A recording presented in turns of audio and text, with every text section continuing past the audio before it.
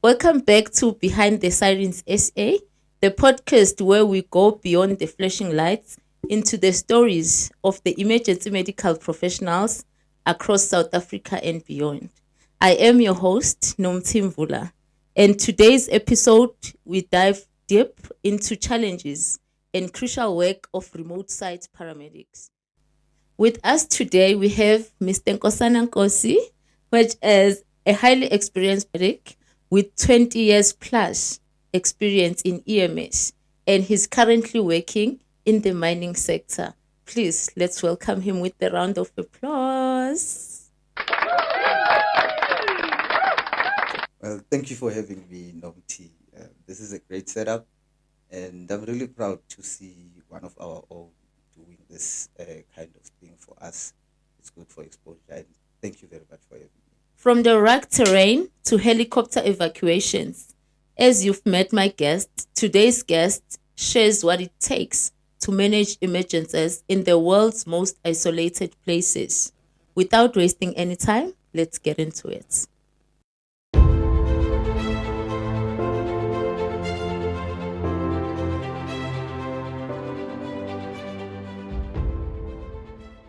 Mr. Nkosi, I am very honored and very excited to have you in this podcast. It means a lot. Knowing you in the urban EMS environment, it's nice to learn that you have progressed to a different environment. So, without wasting any time, let's start from the beginning. I'm sure everyone wants to know what is the difference between working at the remote sites and working at the urban environment. Well, thank you very much, Nomti. Yeah, it's quite different to be in a remote site as opposed to an urban site area, because once you are in a urban site, it's quite easier. When you are in a remote site, you have to make sure about emergency preparedness. You understand your equipment checks. Whoever you are working with, you must remember that you are all in an isolated area. And it's quite important to make sure that you have sufficient equipment that is effective there. Charging your equipment, making sure that your stock is there. Because without stock, you do not have areas where you can actually have enough. So where we're working, we actually have also a clinic on site. So having a medical facility on site is quite important for prolonged care for the patient, because hospitals are quite far away. So we use those kinds of facilities to stabilize our patients while we prepare for evacuation. So being in a remote site is quite difficult, because the decisions that you make, you have to be sure about the decisions, because you are alone there. So solo decision making is also quite important. Oh, okay. That is interesting. That is very interesting. You mentioned that there is a clinic on site. So, just for clarity's sake, who's in the clinic? Are you also in the clinic, or you just responding to emergencies in the mine? Thank you, Nomti. You know, we have a nurse. Fortunately, it's not only us on site, but we do not usually work in the clinic. So there is a nurse who's working at the clinic. We are usually on site just for visibility and availability. But whenever we find a patient, we have to make sure that we liaise with the clinic staff. And sometimes we do assist in the clinic. Usually you get the walk-in patients, which are handled by the sister. But trauma patients are mostly handled by the EMS staff. Because remember, we receive the calls and then we can move the patient from the site to the clinic before we can transport. I guess we're getting the picture of how is it different, because with urban areas, if you've been part of this podcast, you obviously know what paramedics do or what EMS personnel do. So in the remote sites, hospitals are far, but at least they have a clinic on site where they can stabilize and manage some of non-emergency cases. And that is very interesting. Mr. Nkosi, please take us or just let us know what kind of emergency procedures that are absolutely essential, to have in place at the remote sites. You know, considering the fact that we are in inaccessible areas, equipment checks are quite important. You have to have sufficient equipment. That is why we have a procedure for emergency response. It's a protocol that is standard, so that each and every time you get a call, you know which protocol to follow. And usually, it gets quiet. You don't usually get calls in the remote site, so it can get quiet. And that is why when we are not doing anything, we need to practice emergency drills. Oh, Practice is quite important because once you see it, you forget the protocol to follow. Yes, Because the yes. response plan has its steps. So always make sure that you repeat the procedure of the medical emergency response. And emergency drills are not usually done quarterly or timelessly. We usually say, let's do surprise drills so that it can be there to be like a real emergency. Yes, so no one tells you it's a drill. They just say you have a call and Yes. you respond as normal. 100%. That is nice. Because if they know that a drill is coming up, some people, I remember we had a drill that we used to do monthly. And when somebody knows that it's just a drill, it's not an emergency, sometimes not everybody comes. So a drill, we are doing it so that people can know the procedure. Yes, and stay on top of your game. Thank you. Yeah. Okay. One big concern that I have in the remote sites is time, So in critical emergency, obviously, how do you ensure a timeless response when you guys are hours away from hospital? So how does that work? Remember, as I've mentioned before, having sufficient equipment and knowing what to take when you go to a scene is quite important. And also those procedures that I've mentioned to you before, they are quite important for you to make a timeless, because time is quite important in remote sites. So what we usually do is we would collect that equipment, we would respond to the call. When we get to the patient, you already have your equipment there. We treat the patient on site, whether it's underground, in confined spaces. And once we have treated the patient and stabilized, we have to remember there's an issue of access and there's an issue of exiting the site. So we have to make sure that you know your evacuation routes for the patient. And then you will find there's an ambulance that is on standby for transportation of the patient. Remember, I've mentioned to you that we have medical facilities there on site. So once the ambulance is readily available and communicated with, we would move the patient from the site to the clinic. And then remember, we've got communication with the hospitals around. So depending on the priority of the patient, we prioritize our patients according to triage. So if a patient is critical, fortunately, we have air support. So we have partnered with a few companies that have flight medics on site. They can come to our rescue if we need for trauma patients. So remember, we prioritize our patients. Sometimes you find that if it's stable patients, they can be transported by ground. So my role as a medic on a remote site is quite important because I have to make sure that I have sufficient equipment and my treatment to my patients is to the T. Without a role of a medic on a remote site, it can be quite difficult. So it is essential to have medics like us. And fortunately, we have access to doctors, we have access to a nurse, like I've mentioned before. Guys, in case you've missed it or in case you're not clear, my guest is actually an intermediate life support medic and he's doing his best at the remote site. And if you still want to join EMS or you are in EMS and you're in ILS and you're like, no, I'm only going to work in an ambulance and there's nothing more, this might be an opportunity for you to know that there is other places other than just working in an ambulance, and he is the evidence. So with that being said, I just want us to go through communication, because I believe that communication can make or break an emergency response. Like, what protocols do you guys follow in terms of communicating during the incident? Remember that it's not only just us who get involved in a call out. We have a safety officer who usually is the one who receives the first call. So we have a system where either an emergency alarm would be rang out and the safety officer will call us either by cell phone or by radio. Oh, yes, you did say. Yes, but remember, just because we are in a remote site, equipment checks are quite important. Remember, with the technology that we have different radios as opposed to the usual traditional setup, where you just have a radio with an antenna set up there, or your cell phone, your usual cell phone. Fortunately, we work with advanced equipment. So your satellite radios, your satellite cell phones. So just in case you do not get clear signal. Yeah, because I was worried. What if the network is down? How are you guys communicating? Yeah, no, fortunately with technology, we have access to better communication systems. But having to make sure that your equipment is always charged. Like I've mentioned before, that calls are not there at all the times. Yes. So we either get radioed to say there's an incident at such a place. So know your site properly to respond to those calls timelessly.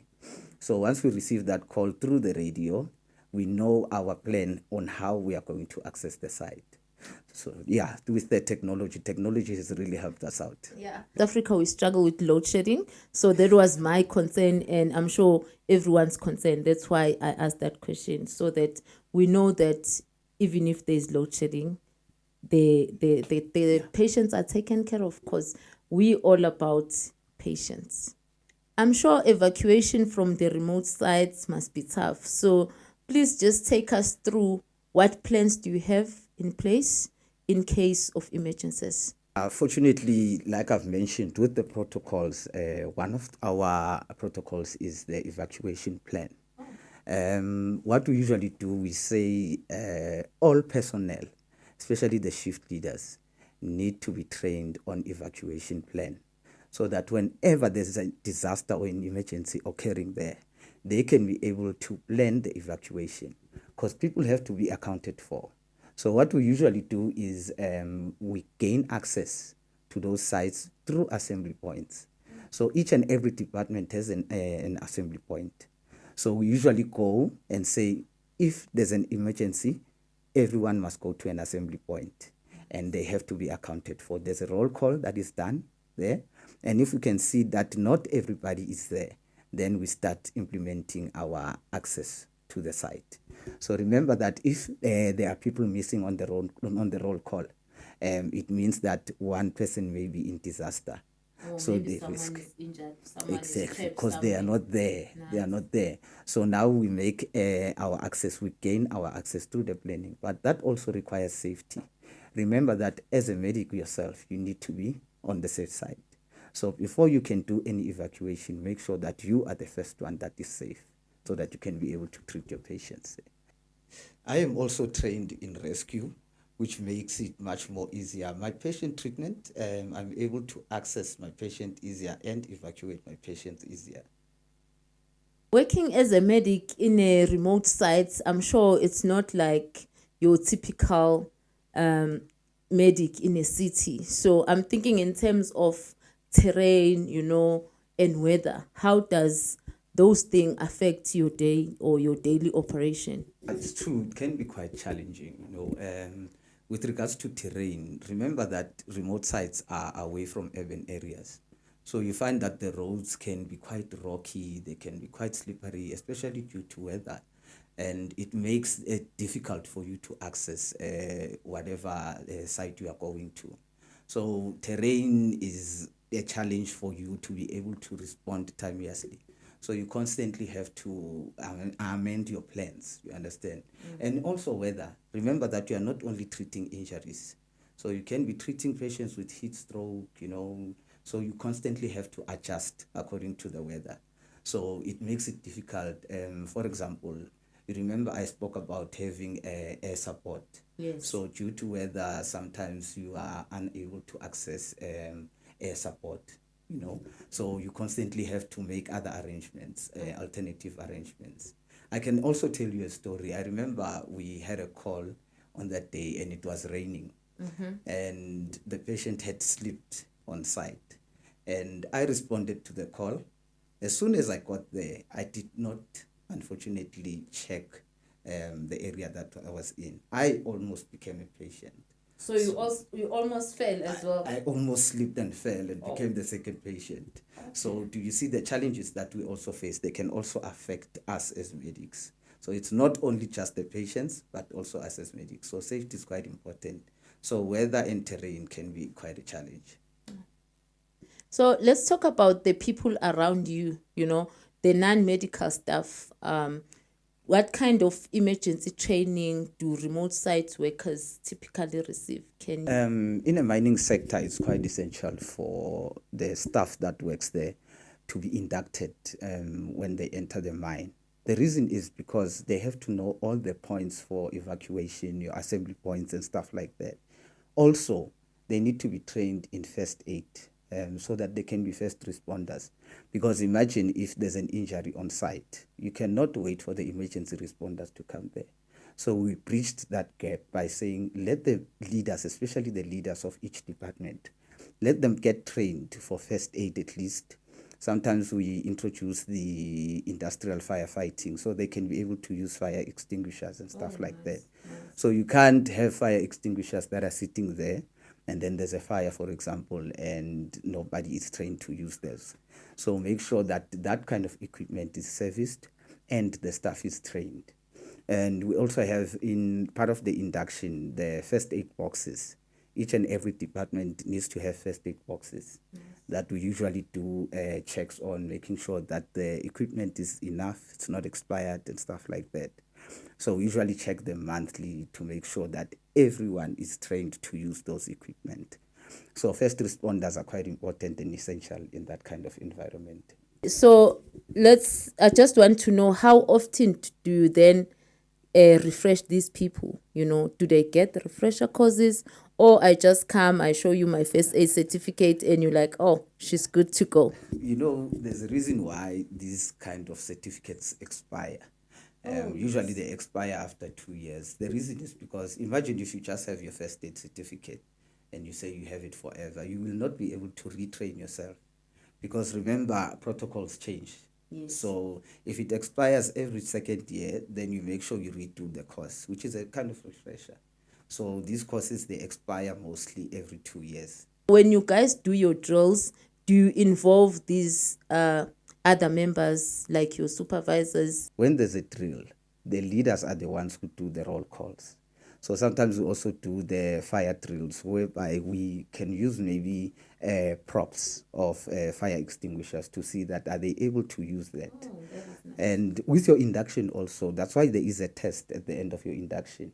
The reason for that test is for us to see that was our training sufficient to those employees. So usually we also do fire drills, we do medical drills, those surprise drills. They help us to see that are these guys properly trained and do they know what they are doing. So viewers, the mining sector, medics plays a big role, and they also provide training. That is my understanding. So which is quite a big role, and it is a very important role. So we're towards the end now, and before we end, let's just talk about the advice. This podcast is there to teach, is there to advise. So what advice would you give to a student or someone who's still looking forward to start in EMS, and they see themselves one day working in a remote site, or they are already in EMS but working in the urban areas and always hear about mining contracts? Like, what advice would you give to someone who wants to join the remote site work? This is a passion-driven career, and this career requires character and adjustability. Remember that with me moving from the urban to the remote site, there was a lot of adjusting I had to do. Moving from one facet of the EMS into another, it means progress. So always be striving to develop yourself. Always remember that you need to progress. A change of environment is quite difficult because you are away from family, you are away from friends, and it will need some serious adjusting. So I would say that you really need to be passion-driven for you to be in this career. Thank you so much, Mr. Nkosi, for joining us and giving us such a powerful look into the life-saving work that you do. Who knows, maybe one day I will come and help evacuate one of your patients. If you've enjoyed this episode, don't forget to subscribe and leave a review. And if you ever consider taking your paramedic skills off to the beaten path, maybe today's episode has lit that spark. Stay safe, stay curious, and remember, The sirens may be behind us, but the stories are always ahead. Catch you in the next episode.